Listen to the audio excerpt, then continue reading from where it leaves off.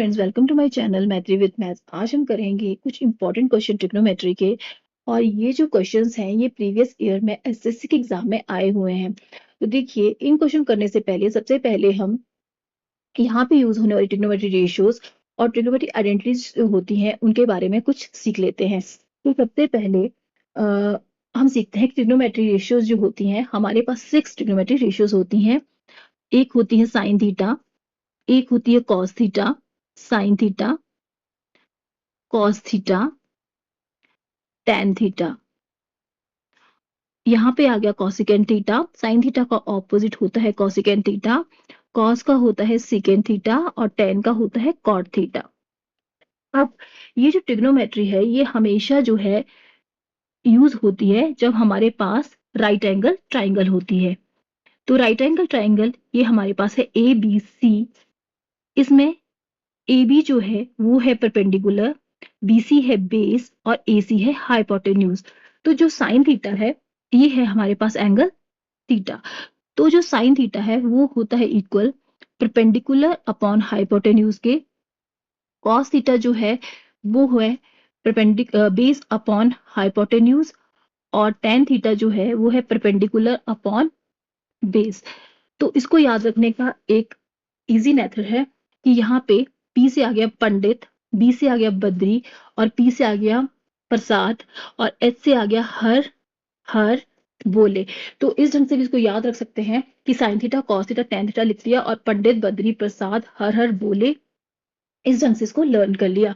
अब cosecant theta जो है, देखिए वो है साइन थीटा का ऑपोजिट, मतलब हाइपोटेन्यूज अपॉन परपेंडिकुलर।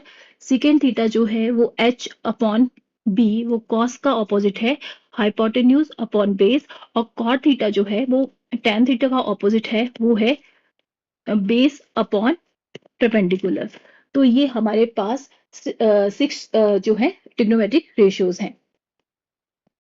अब इन क्वेश्चंस को करने के लिए जो नेक्स्ट हमें जरूरत पड़ेगी वो पड़ेगी जरूरत आइडेंटिटीज की। तो हमारे पास 5 आइडेंटिटीज होती हैं।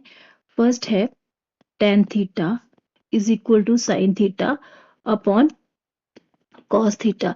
देखिए किस ढंग से आती है, क्योंकि हमें पता है tan थीटा जो है वो इक्वल होता है p अपॉन बी के, साइन थीटा जो है वो इक्वल होता है p अपॉन एच के, और कॉस थीटा जो होता है वो इक्वल होता है b अपॉन एच के।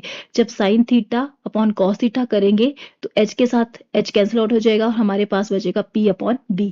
इसी ढंग से कॉट थीटा जो है वो tan थीटा का इनवर्स होता है, तो यहाँ आ जाएगा cos theta upon sine theta. Next है sine square theta plus cos square theta equal to 1 plus tan square theta is equal to secant square theta 1 plus cot square theta is equal to cosecant square theta. देखिए जो last की मैंने 3 identities लिखी, इनमें हमारी जितनी भी T ratios हैं सभी यूज हुई हैं। तो यहाँ पे जो फर्स्ट आइडेंटिटी यहाँ पे लिखी sine square theta plus cos square theta equal to 1, इसको लर्न करना काफी इजी है। अब जो नेक्स्ट 2 है उनको लर्न करने में थोड़ी सी कंफ्यूजन रहती है। इसके लिए एक वे है इनको लर्न करने की। तो उसमें क्या है, सबसे पहले देखिए आपको अगर tan स्क्वायर थीटा लाना है तो tan स्क्वायर थीटा के लिए अगर आप जो फर्स्ट वाली है उसको डिवाइड कर दे कॉस स्क्वायर थीटा के साथ तो आपको यहाँ मिल जाएगा tan स्क्वायर थीटा। तो यहाँ पे मैंने डिवाइड कर दिया कॉस स्क्वायर थीटा के साथ दोनों साइड, तो कॉस स्क्वायर थीटा और यहाँ पे भी आ गया कॉस स्क्वायर थीटा। तो ये आ गया tan स्क्वायर थीटा, ये आ गया कैंसल आउट हो गए, यहाँ आ गया 1 और 1 अपॉन कॉस थीटा हमें पता है सेकेंड थीटा के बराबर होता है, तो 1 upon cos square theta equal होगा सेकेंड स्क्वायर थीटा से। तो ये वाली आइडेंटिटी हमें लगी पता जब हमने डिवाइड कर दिया इसको कॉस के थीटा के साथ फर्स्ट आइडेंटिटी को। अगर अब हमें नेक्स्ट लानी है 1 प्लस कॉट स्क्वायर थीटा, तो कॉट के लिए हमें डिवाइड करना पड़ेगा ये जो sine square theta plus cos square theta equal to 1 है, इसे डिवाइड करना पड़ेगा हमें साइन स्क्वायर थीटा के साथ। जब हम साइन स्क्वायर थीटा के साथ इसको डिवाइड करेंगे तो साइन स्क्वायर थीटा के साथ ये वाला साइन स्क्वायर थीटा जो है वो कैंसिल आउट हो जाएगा। अब cos square theta upon sign square theta वो इक्वल होता है कॉट स्क्वायर थीटा के, और यहाँ पे 1 अपॉन कॉस स्क्वायर थीटा जो है वो इक्वल होता है कॉसिकेंड स्क्वायर थीटा से। तो इस ढंग से हमारे पास ये वाली आइडेंटिटी आ जाएगी। तो अगर आपको ये आइडेंटिटीज लर्न नहीं होती हैं, आप इस वे से इनको लर्न कर सकते हो। अब हम क्वेश्चन करेंगे। जो हमने स्टार्टिंग में 3 क्वेश्चंस लिखे थे, उनको एक-एक करके सॉल्व करते हैं।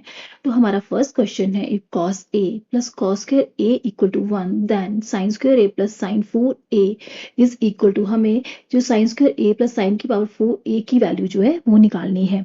तो सबसे पहले हमें गिवन है cos A plus cos square A equal to 1।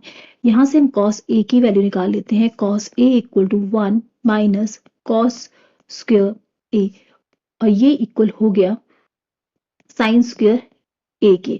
यहाँ पे हमने आइडेंटिटी यूज की sin square theta plus cos square theta equal to 1। देखिए अब हमारे पास sin square A की वैल्यू आ गई cos A। अब हमें जिसकी वैल्यू निकालनी है वो है sin square A। sin square A को हमने एज इट इज लिख लिया।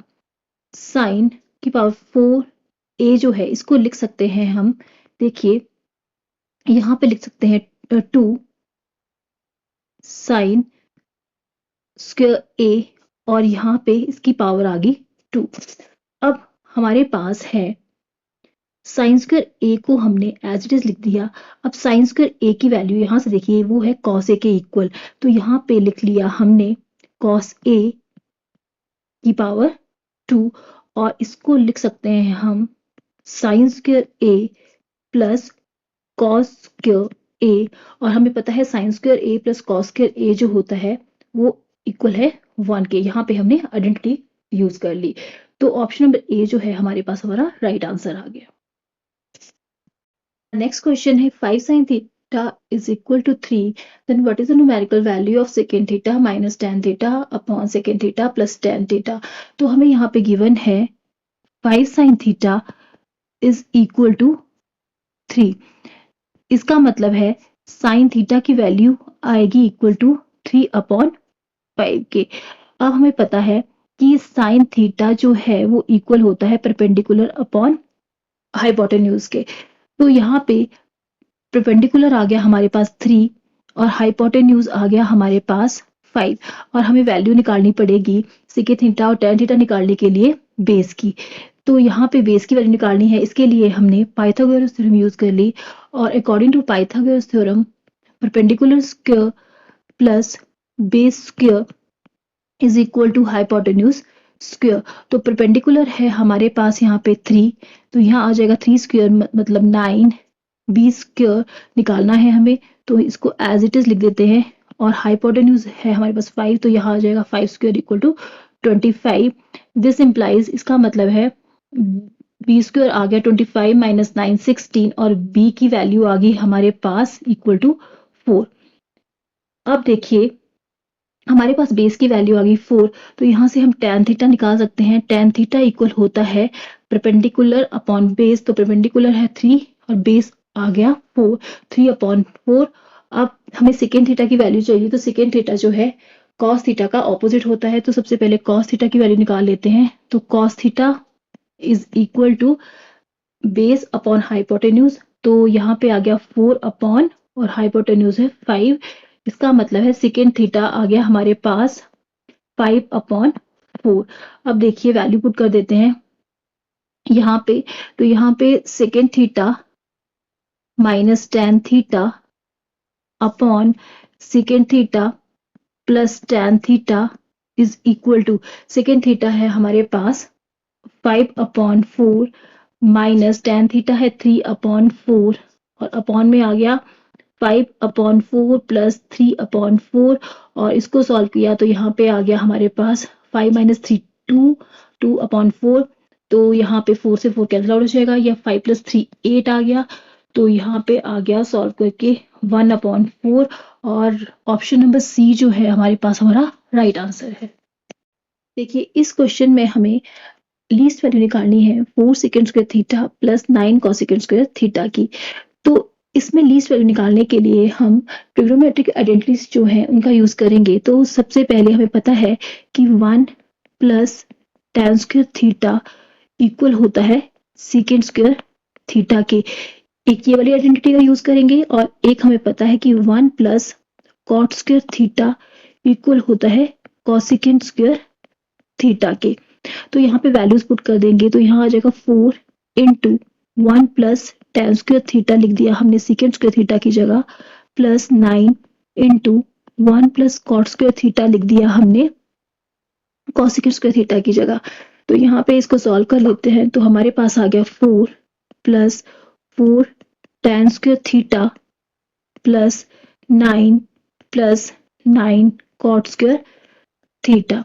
देखिए 9 प्लस 4 होता है 13 के equal, plus 4 tan square theta plus 9 cot square theta.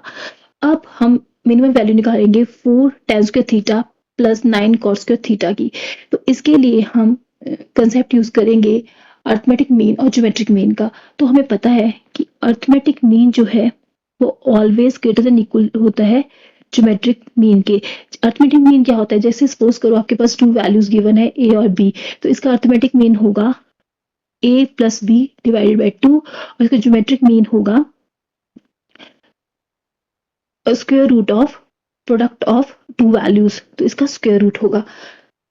तो यहाँ पे हम ये वाला जो अर्थमेटिक मीन और ज्योमेट्रिक मीन का कंसेप्ट यूज करेंगे।